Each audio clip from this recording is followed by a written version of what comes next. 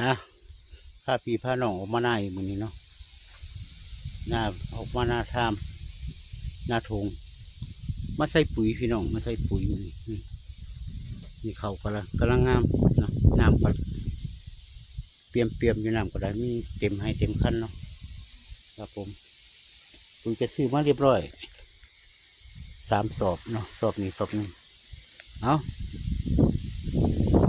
พาพี่พาน้องมามื้อนี้ออกมาหน้าคือเก่ามาใส่ปุ๋ยพี่น้องเอ้ยครับผม